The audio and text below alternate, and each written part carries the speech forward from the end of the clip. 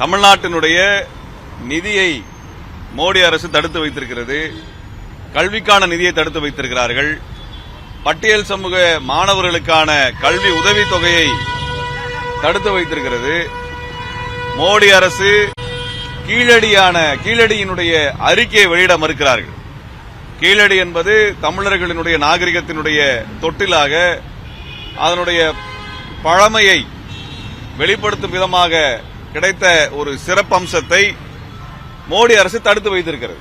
நாங்க என்ன கேட்கிறோம்னா, கீழடி அறிக்கையை வெளியிடுறதுல மோடி அரசுக்கு என்ன பிரச்சனை, கல்வி நிதி கொடுக்கறதுல என்ன பிரச்சனை, மீனவனை காப்பாற்றுறதுல என்ன பிரச்சனை?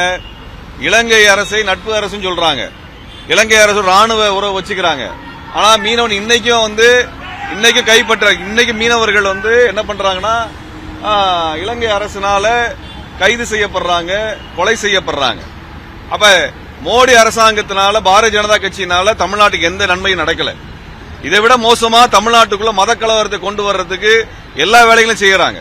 திருப்பரங்குன்றத்தை எடுத்துட்டோம்னா, முருகனுக்கு பிள்ளையார் கோவிலிலே தீபம் ஏற்றப்பட்டிருக்கு. 100 ஆண்டுகளாக அங்கதான் தீபம் ஏத்துறாங்க. இந்த ஆண்டும் அங்கதான் தீபம் ஏத்தி இருக்கிறாங்க. ஆனா அதை எடுத்து ஒரு தர்கா பக்கத்துல, ஒரு சமாதி பக்கத்துல, மாற்று மதத்தினுடைய சமாதி கிட்ட போய் தீபம் ஏத்தணும்னு முருகனை அவமதிக்கிற வேலையை பிஜேபி செய்யுது. பிள்ளையார் கோவில்ல முருகனுக்கு தீபம் ஏத்துனா பிள்ளையாருக்கு தீட்டாயிருமா? அல்லது முருகனுக்கு தகுதி கிடையாதா? ஆனால் என்ன செய்யறாங்கன்னா, இதை தமிழர்களை இழிவுபடுத்த வேண்டும் என்பதற்காக முருகனுக்கு, திருப்பரங்குன்றம் முருகனுக்கு பிள்ளையார் கோவில ஏத்தாத, அங்க இருக்கக்கூடிய இஸ்லாமியருடைய சமாதியாக இருக்கக்கூடிய தர்காகத்தில் போய் ஏத்துன்றாங்க. எந்த ஊர்லயாவது, எந்த சாமிக்காவது இது போல ஒரு சமாதி கிட்ட போய் தீபம் ஏத்து மரியாதை பண்ணுன்னு இதுவரைக்கும் பிஜேபி கேட்டிருக்கானா?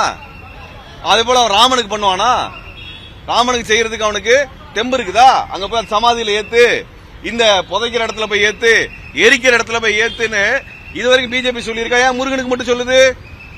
முருகனுக்கு மட்டும் ஏன் போய் ஒரு சமாதி கிட்ட போய் தீபம் ஏத்துன்னு பிஜேபி காரணம் சொல்றான், நீதிபதியும் சொல்றாரு. ஏன் பிள்ளையார் கோயில ஏத்தனா என்ன தகுதி குறைஞ்சிடும் முருகனுக்கு? பிள்ளையார் கோயில ஏத்தக்கூடாதா முருகனுக்கு? அப்ப இதை வைத்து ஒரு கலவரம் பண்றது, இது யாருமே கேட்கல, எந்த மக்களும் கேட்கல. பிஜேபி காரனா கிளப்பி விட்ட பிரச்சனை. இப்ப தமிழ்நாட்டுக்குள்ளார மத கலவரம், ஜாதி கலவரம், இங்க இருக்கக்கூடிய மக்களினுடைய உரிமைகளை மறுக்கிறது, எங்களோட நிதியை நிறுத்துறது, இப்படி தொடர்ச்சியாக தமிழருக்கு விரோதமான வேலையை மோடி அரசு செஞ்சுட்டே இருக்குது. ஆகவே மோடி எப்பெல்லாம் தமிழ்நாட்டுக்கு வர்றாரோ, அவர் பிரதம வேட்பாளர் அறிவிக்கப்பட்டு தமிழ்நாட்டுக்கு வந்த சமயத்தில் மேற்பதற்கு கருப்பு கொடியை தூக்குச்சு. அன்றையிலிருந்து இன்றைக்கு வரைக்கும் எப்பெல்லாம் தமிழ்நாட்டுக்கு வருகிறாரோ அப்பொழுதுதான் மோடிக்கு எதிராக மேற்பதனால் இயக்கம் கருப்பு கொடி போராட்டத்தை நடத்தி வருகிறோம். ஏனென்றால் மோடி தமிழ்நாட்டுக்கு எதிரானவர், பாரதிய ஜனதா கட்சி தமிழின விரோத கட்சியாக இருக்கிறது. இவர் தமிழ்நாட்டுக்கு எதிராக வேலை செய்கிறார்கள், தமிழருக்கு எதிராக வேலை செய்கிறார்கள். இந்தியை திணித்து எல்லா இடங்களையும் இந்தியை திணிக்கிறாங்க. இன்னைக்கு மொபைல் போன்ல எடுத்துட்டோம்னா, மோடி வருவதற்கு முன்னாடி ஆங்கிலத்திலும் தமிழ்லையும் மட்டும்தான் மெசேஜ் வரும். ஆங்கில தமிழ்ல மட்டும்தான் நம்மளுக்கு ஆட்டோமேட்டட் வாய்ஸ் வரும். ஆனா இன்னைக்கு இந்தியில வருது. தமிழ்நாட்டில் எதுக்குடா இந்தியில டெலிபோன்ல மெசேஜ் தர்ற? தமிழ்நாட்டில் நாங்க மொபைல் பயன்படுத்துறோம், எதுக்கு இந்தியில வருது? இதையெல்லாம் இந்திய திணிக்கிற வேலையை மோடி சர்க்கார் திட்டமிட்டு செய்யறாங்க. அவன் மொழியை நம்ம ஊர்ல திணிக்கிறான். ஏன் தமிழ் மொழியை கொண்டாடுறேன்னு ஊர் முழுக்க பேசுறிய? உத்தரப்பிரதேசத்துல தமிழ் மொழியை கொண்டு வா, டெல்லியில கொண்டு வா. டெல்லியில அத்தனை தமிழா இருக்கிறான், கொண்டு வந்துருவியா? குஜராத்ல கொண்டு வந்துருவியா? அங்கெல்லாம் பண்ண மாட்டேன்ல. அங்க உத்தரப்பிரதேசத்திலயோ, ஹரியானாலயோ, குஜராத்லயோ மொபைல் போன்ல தமிழ்ல மெசேஜ் வருதா? தமிழ்ல ஆட்டோமேட்டிக் மெசேஜ் போடுறியா நீ? அப்புறம் என்ன தமிழ் மொழிக்கு பட்டு இருக்கிறதா எல்லாத்தையும் நடிக்கிற? இந்தியதுக்கே தமிழ்நாட்டில் மொபைல் போன்ல ஆட்டோமேட்டிக் மெசேஜ்ல வருது.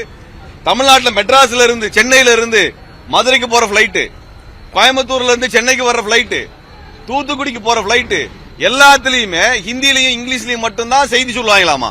இதெல்லாம் தமிழுக்கு இடம் கிடையாது. தமிழன் தானே சென்னையில இருந்து தூத்துக்குடிக்கு போறான், மதுரைக்கு போறான், திருச்சிக்கு போறான், கோயம்புத்தூருக்கு போறான். அவனுக்கு ஏன் தமிழ்ல இந்த மோடி சர்க்காரால விமானத்துறையில ஏன் தமிழை கொண்டு வர முடியல? அப்ப தமிழுக்கு எதிராக எல்லா வேலையும் செய்கிறது. ஆனா உலகம் தமிழை பேசுறேன்னு சொல்றது, அவர் தமிழையும் ஒழுங்கா பேச தெரியாதால்.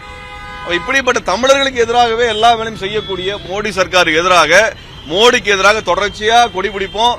மோடி அரசோடு கூட்டணி வைக்கக்கூடிய எந்த கட்சிகளையும் நாங்கள் எதிர்த்துதான் நிக்க வேண்டிய இடத்துல இருக்கு. ஏனால் மோடியை ஆதரிக்கக்கூடிய எவரையும் நாங்கள் ஆதரிக்க முடியாது என்பதை சமயத்தில் தெரிவித்துக் கொள்கிறேன். 2026 சட்டமன்ற தேர்தலில் என்டிஏ கூட்டணி வெற்றி பெற்றால் தமிழகத்தில் புதிய மாற்றம் ஏற்படும் என பியூஷ் கோயல் நேற்று சொல்லியிருக்கிறது. 2026 என்டிஏ ஆட்சிக்கு வந்தால் புதிய மாற்றம் வரும் சொல்லலாம். ஆமாங்க, அப்படி ஆயிடுச்சுன்னா நம்ம பள்ளிக்கூடம் எல்லாம் மூடிடுவாங்க. இங்க நம்மளுக்கு மீனவர்கள் இன்னும் சாவாங்க, விவசாயிகளுக்கு எந்த உதவியும் இருக்காது. அதுவும் இல்லாம இங்க நீங்க ஏன் படிக்க போற, சீமான் சொல்ற மாதிரி எல்லாம் மாடு மேய்க்க போ ஆடு மேய்க்க போற அடிச்சு பத்தி விட்டுருவானுங்க. நம்ம பிள்ளைங்க போய் சாணியை பொறுக்கிட்டு இருக்கோம், பால் காய்ச்சிட்டு இருக்கோம், பால் வித்துட்டு இருக்கோம். இந்த வேலை தான் நம்ம செய்வோம். அதனால புதிய மாற்றம் அவர் சொல்றது நம்ம இன்னைக்கு நல்ல கௌரவமா படிச்சு வேலைக்கு போறதெல்லாம் விட்டுட்டு உத்தரப்பிரதேசல இருக்கிற மாதிரி தமிழ்நாட்டில இருந்து உத்தரப்பிரதேசத்துக்கு வேலைக்கு போகக்கூடிய கூலிக்கு வேலைக்கு போகக்கூடிய நிலைமை நமக்கு உருவாகும். இதைத்தான் பிஜேபி சொல்கிறது. பாஜக கூட்டணி வைக்க மாட்டேன் எடப்பாடி பழனிசாமி கூட்டணி வச்சிருக்காங்க. பாமக போயிருக்கு, அமமுக போயிருக்காங்க. அதிமுக தமிழ்நாட்டுடைய மிகப்பெரிய கட்சி, நீண்ட காலம் ஆட்சியில் இருந்த கட்சி. அவர்கள் ஏன் 1% இருக்கக்கூடிய பிஜேபியோட கூட்டணி வைக்கிறாங்க எனக்கு ஒன்றும் புரியல. தமிழ்நாட்டில் 30-35% வாக்குகளை வைத்திருக்கக்கூடிய ஒரு பெரிய கட்சி, நீண்ட காலம் ஆட்சியில் இருந்த ஒரு கட்சி. அது 1% ஒரு கவுன்சிலர் பதவியை கூட தனித்து போட்டியிட்டு வெற்றி பெற முடியாத பிஜேபியோட கூட்டணி வைக்க வேண்டும் என்கின்ற அவசியம் அதிமுக எங்கிருந்து வருது? அதிமுக தொண்டர்களோட விருப்பமா? அது அதிமுக தொண்டர்கள் மோடியோட போகணும்னு சொன்னாங்களா? ஜெயலலிதா அம்மையார் சொன்னாங்களா? ஜெயலலிதா அம்மையார் மோடியா லேடியான்னு கேட்டாங்க.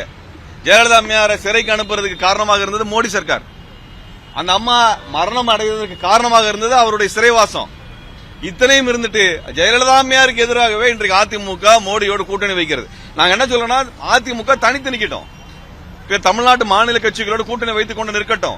அப்ப தமிழ்நாட்டு மக்கள் ஆதரிப்பார்கள், தமிழ்நாட்டு மக்கள் ஆதரிப்பார்கள். திமுகவுக்கு மாற்றாக அதிமுக இந்த மோடியோடு கூட்டணி வைக்காமல் தனித்து நின்றால் பெருமளவுக்கு ஆதரவு கிடைக்கும், ஒரு மரியாதை கிடைக்கும், சுயமரியாதை கிடைக்கும். அதிமுக தொண்டர்கள் இதை சிந்தித்து பார்க்க வேண்டும், யோசித்து பார்க்க வேண்டும். தினகரன் அவர்கள் போயிருக்கிறாரு. அவரு வழக்கு விசாரணை சொல்லி அலக்கழிச்சது யாரு? அடைச்சு வச்சது யாரு? இதே மோடி சர்க்கார் தான். அதிமுக கட்சியை உடைச்சது யாரு?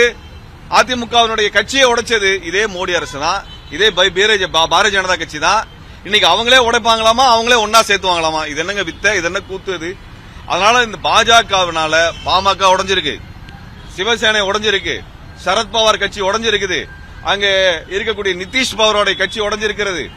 இப்போ தமிழ்நாட்டில் அதிமுக கட்சி உடைஞ்சிருக்குது, அதுக்கப்புறம் பாமக உடைஞ்சிருக்குது. இனி எத்தனை கட்சி உடைக்க போறாங்கன்னு தெரியல.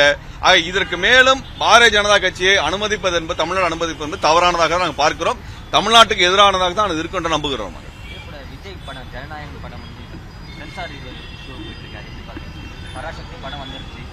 இப்ப விஜயோடைய படம் சென்சாரால் நிறுத்தப்பட்டிருக்குது. சென்சாரை கட்டுப்படுத்துவது பாரதிய ஜனதா கட்சி அரசு தான்.